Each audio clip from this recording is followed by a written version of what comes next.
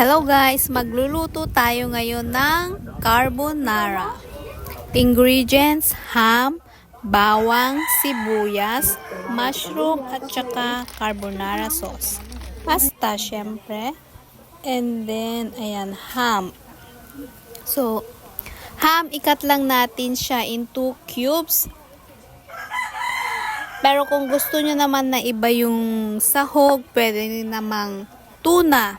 O kaya sinuoban o kaya smoked fish. Depende kung ano yung gusto nyong isahog. Ayan, cut natin siya ng cubes. Depende rin kung ano yung gusto nyong pag-cut. Ayan, magpainit muna tayo ng tubig para sa pasta. Lagyan ng konting oil. Tapos, pag kumulo na siya, ilagay na yung pasta. Tsaka lagyan din ng konting asin para may lasa ang pasta.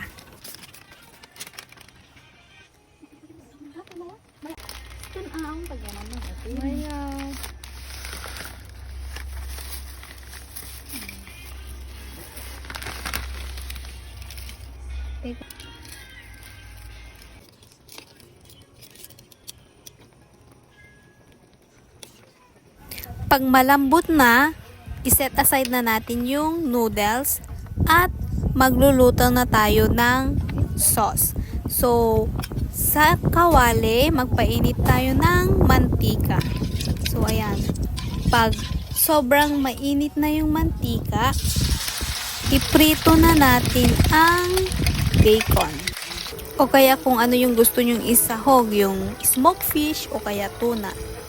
Prito natin hanggang maging brown siya. Tapos, iset aside na natin.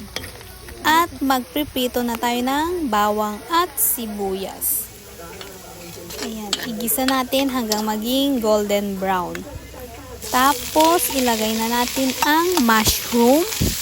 Halu-haluin lang. Yung mushroom, madali lang yung maluto. Tapos, lagyan mo rin ng paminta para may konting lasa.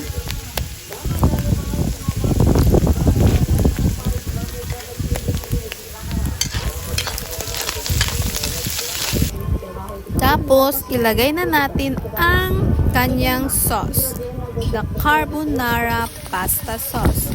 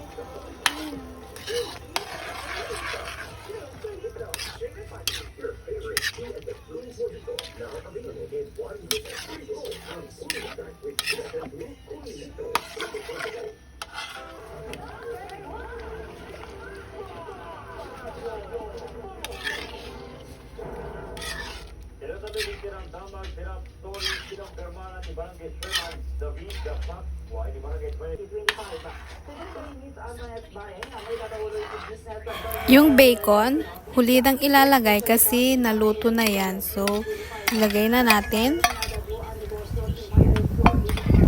Ihalo lang natin siya.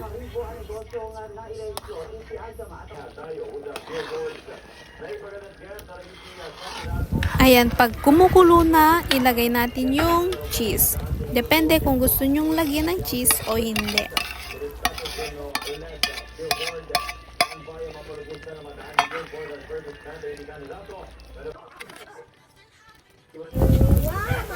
At pwede na nating ilagay ang pasta. Ihalo-halo lang natin siya.